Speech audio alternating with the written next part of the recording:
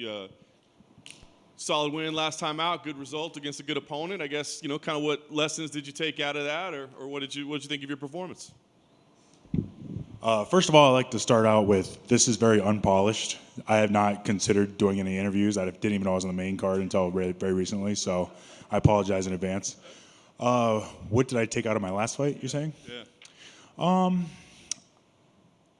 I went into the last fight thinking that it was the possibility of being the last fight of my contract, and something was like, it felt very freeing, where I just didn't care that much. Like, obviously I want to win, I want to be successful. Not tonight, but Saturday I want to go out there and be successful.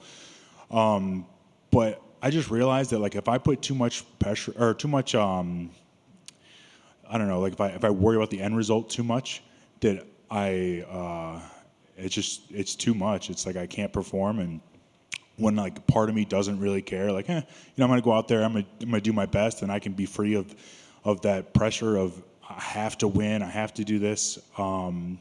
It's just I'm just such a better athlete. So you got a new UFC contract in place, but have you been able to replicate that feeling of being able to let go a little bit? Yeah, since I learned that, like, I did a lot of self-affirmations through this and reminding myself of what helps me perform, and that's a big one there. Just like an example, my coach and I did a drill where I was against the wall and he threw a ball at me 50 times, and he maybe hit me like, I don't know, maybe 3 times. And then he said, I'm going to do 10 more.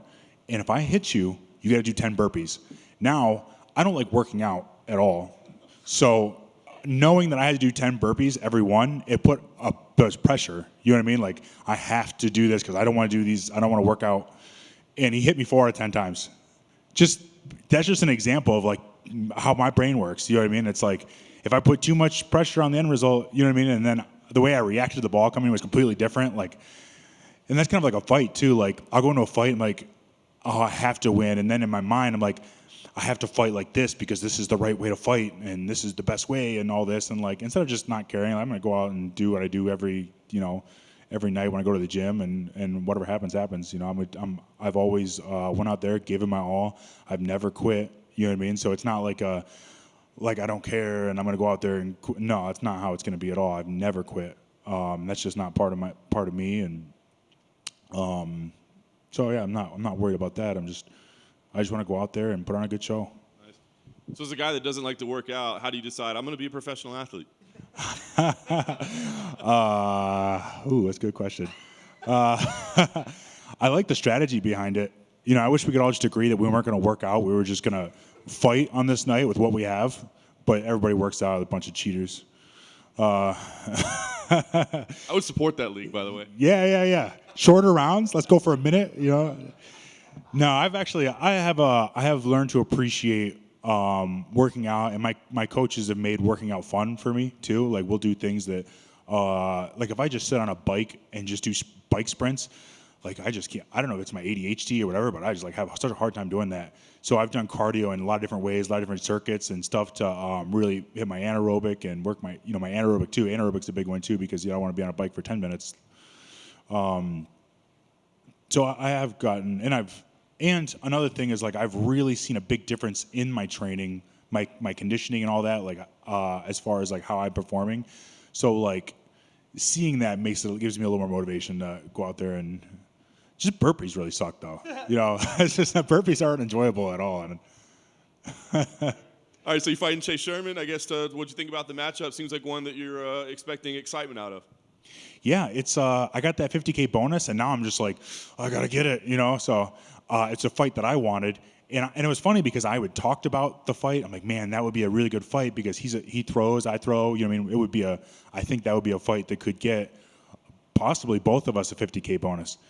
But I had not said anything to my manager or anything like that. And then I was offered Chase on, I think it was like 8 or 9 days notice.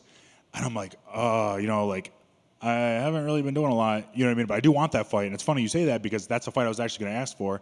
And then Mick said, well, because we're booked into December, I can't really schedule anything. I can't make any promises or anything like that. And then it was like maybe a month. No. It was maybe 6 or 7 weeks later. I started doing mini camps like a strength, power, speed, just like little mini camps before I even got into this camp, just in case I had to take something last minute because they were booked so far out.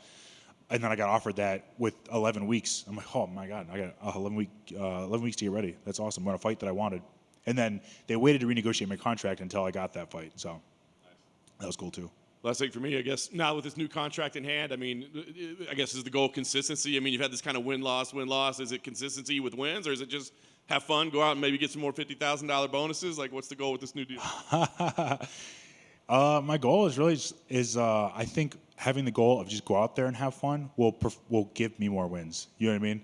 If I'm sitting there like, oh, I got to win, I got to get in a streak, I got to do this, like that's putting an end result, a pressure on the end result, but I don't care about that. I just want to go out there, and that my last fight, I'm like, I don't really care. You know what I mean? I'm going to go out there and give my all, and I was able to perform one of the best performances I've had because I was able to be me, essentially. And I think me is a good fighter. Me trying to be somebody else the cookie cutter, which a lot of people believe is a good fighter, maybe sometimes I think is supposed to be what people want to see, is not a good fighter because I don't do that every day. Hey, Josh. Where was your Wild Things costume? Where was it? Yeah.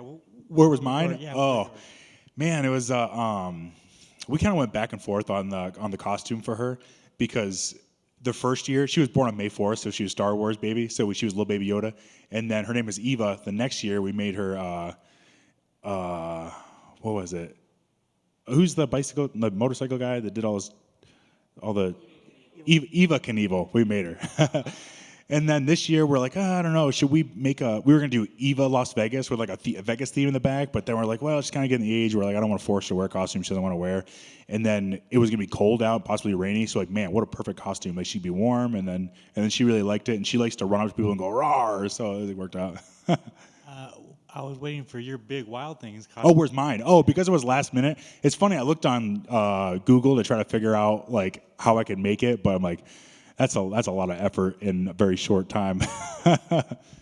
What'd you do with your $50K bonus? I actually bought. It's not a brand new truck, but it only had 25,000 miles on it.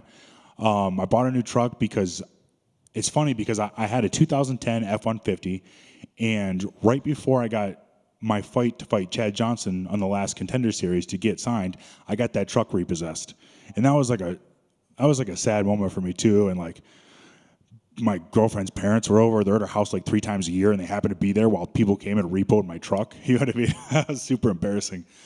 And then she gave me her vehicle, which was like, I mean, it ran, but it's not, it's rust bucket, and the power steering went out randomly, so it wasn't. I couldn't even put Eva in it because it's just dangerous. When's power steering just gonna go out randomly, and I don't want that. So. What was I going with that? Oh, so when I got that bonus, I'm like, man, I get a vehicle that's safe for my daughter. And then I bought an F-150, just like the one that got repoed, the exact same color. And I felt so good to just like, I paid $40,000 for it. And I'm like, you can't take this one from me. I bought it in cash. This is mine. You know what I mean? No, I don't have to worry about ever losing it, which is like a good feeling. Awesome. Congrats on that, man. Thank you. You've spoken about PreFight Nerves a lot in your fight career, man. What are they like this fight camp? Now that it's not so much stress on your shoulders from maybe you'll get cut if you lose. Like what are they like this fight camp? I would say they're consistent with the last fight that I had. They were not super bad.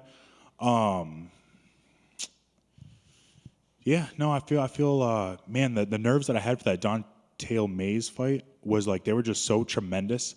They're like anything that's not that is just a relief. I just was broken before I went into that fight, and at this point I'm actually hoping for a little more nerves because nerves make me perform, even though it's like it's uncomfortable and you get nauseous and you don't like it. But like I know that I'll perform better when I have a little bit of nerves. So hopefully when it gets closer, I'll get those.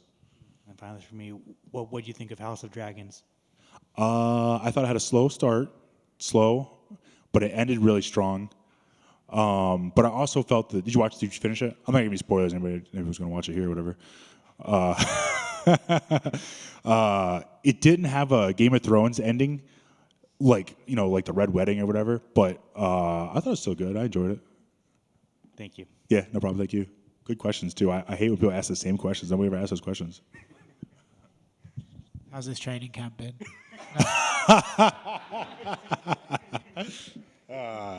If that's a serious question, it's actually been really good. Okay. I am curious though, if you hate working out and you're a professional athlete, how many times have you regretted becoming a professional athlete? Is it every workout or once a week?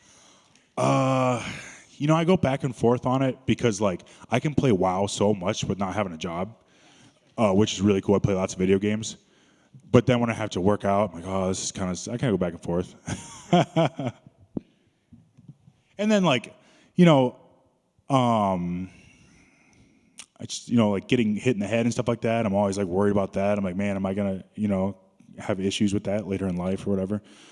So that's always like a worry. And one thing like Dana White said recently, he said, this is not a career, it's an opportunity.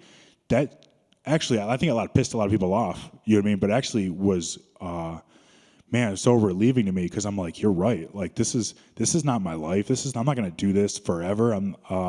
If I don't have this, I'm not gonna be able to feed my kid and all that stuff. It's like, no, this is in the moment. I'm gonna make the most of this opportunity. If I make a bunch of money, that's awesome. But no matter what, like what I've gained through martial arts and fighting, I'll be able to take that in any career, any path that I choose to do, and I'll do great. And then I know that I'll have opportunity to provide and whatever I need to do. All right. Thanks, guys.